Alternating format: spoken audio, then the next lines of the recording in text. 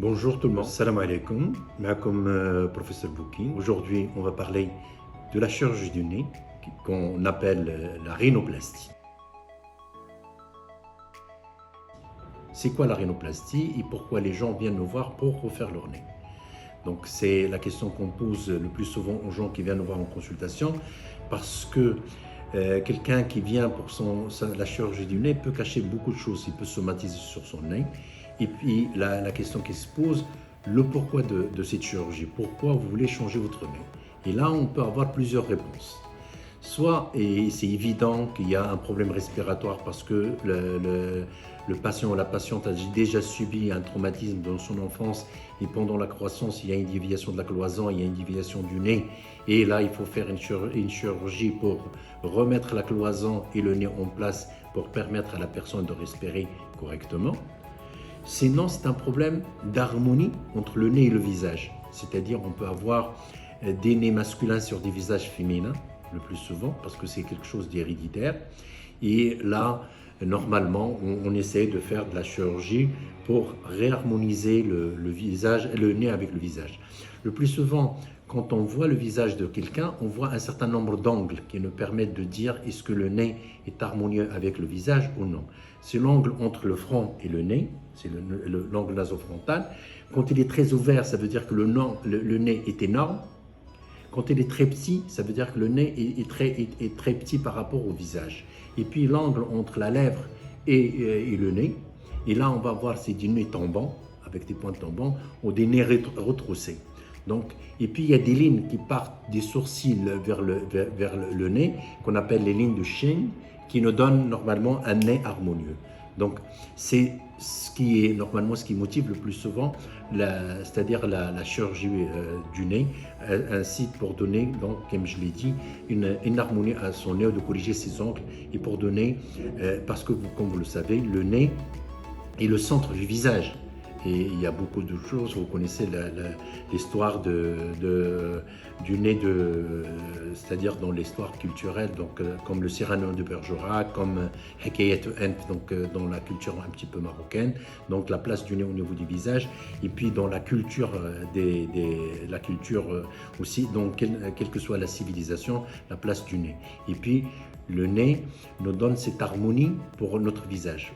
Et surtout là, ce qui est très important, parce que chaque organe normalement a une fonction organique et une fonction esthétique. Quand on va analyser le nez, certes, il permet de respirer, il permet de nous permettre l'odorat, mais sa fonction esthétique est très importante par rapport à sa place au niveau du visage. C'est pour ça qu'il est parmi les chirurgies les plus demandées en chirurgie plastique, réparatrice et esthétique. Et ce n'est pas de nos jours que ça date, mais ça date déjà de l'Antiquité. Alors, depuis les pharaons, c'est-à-dire les Grecs et tout ça, ont fait cette chirurgie. À quel âge on fait cette rhinoplastie? Donc, on ne peut pas faire de rhinoplastie esthétique avant l'âge de la fin de la croissance, c'est-à-dire au-delà de 20 ans, quand on a fini la croissance, parce que sinon, cette chirurgie qui va faire appel à des osteotomies, c'est-à-dire c'est quoi osteotomie? C'est-à-dire on casse l'os et on casse le cartilage pour le remettre en place. Si on casse cet os et ce cartilage avant la fin de la croissance, il risque d'y avoir des conséquences sur la croissance. Donc les risques d'une rhinoplastie, donc c'est une chirurgie qui se fait le plus souvent sous anesthésie générale, donc il y a les risques d'anesthésie comme toutes les chirurgies. Mais ce qui est de risque pour la rhinoplastie en elle-même, comme chirurgie, il y a le risque d'insatisfaction de la patiente ou du patient. Et on serait parfois obligé à réintervenir plusieurs fois. Et ça, le plus souvent, il est dû à un manque de projet de nez chez le patient. Et normalement, on a le droit de toucher le malade jusqu'à ce qu'il fasse un projet. Et je vais vous donner une histoire parce qu'avant les applications sur ordinateur et le traitement sur la photo, on faisait faire aux patients des moules. On les envoyait chez un plâtrier, ils faisaient des moules. C'est-à-dire il fait un moule et puis il fait un projet de sa rhinoplastie, ce qu'il cherche comme résultat. Quand le projet est bien ficelé chez le patient, donc il nous ramène un seul moule. Le moule de départ et le moule d'arrivée. Mais parfois, il ramène 6 ou 7 moules, c'est-à-dire le patient lui-même n'a pas une idée de ce qu'il cherche. Donc ça, il faut absolument que l'interrogatoire et que l'examen du patient soit bien fait pour qu'on puisse être sûr de ce qu'il demande.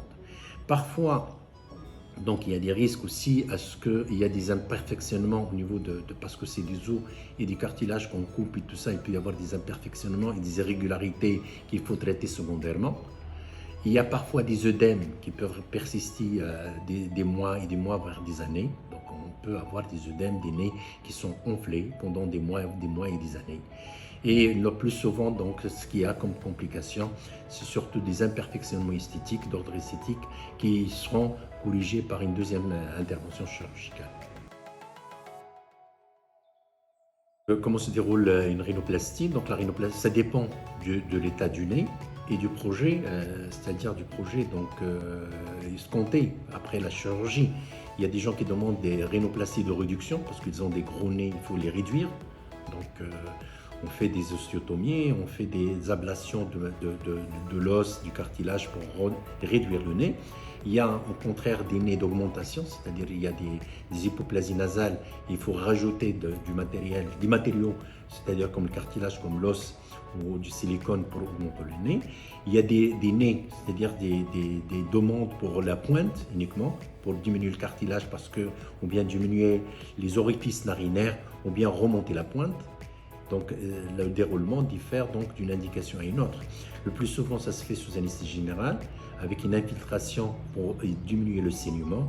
Et puis on dessèque parce que le nez, il est formé de la peau, de l'armature osseuse et cartilagineuse, et puis de la muqueuse qui est sensitive, c'est-à-dire qui permet l'odorat, donc il ne faut pas traumatiser. Donc on dessèque la peau de l'os et de la muqueuse, et puis on refait c'est-à-dire on remodèle c'est-à-dire le squelette osseo-cartilagineuse pour donner à ce nez une forme sur laquelle on est d'accord et on s'est mis d'accord avec le patient. Le post-opératoire, donc on met des mèches le plus souvent avec une attelle parce que c'est des fractures qu'on provoque. Il faut, comme une fracture de l'os, donc il faut la contenir par soit une attelle, soit un plâtre, et on met des mèches à l'intérieur. Donc le patient est obligé de respirer par sa bouche pendant la première semaine. Puis après l'ablation des mèches, il va garder l'attelle, c'est-à-dire l'attelle qui va maintenir l'os en place avant la cicatrisation. Cette attelle est maintenue pendant 2-3 semaines. Il y a souvent du bleu avec des enflements, surtout au niveau des paupières inférieures et des yeux et du nez. C'est-à-dire donc il va y avoir du bleu avec des enflements qui vont durer maximum 2 semaines. Et puis il y a un œdème, parfois il part dans les 2-3 semaines parce que le résultat, normalement on le voit au bout d'un mois, voire le deuxième mois pour avoir un résultat définitif. Sinon parfois il persiste l'œdème pendant 3 à 6 mois.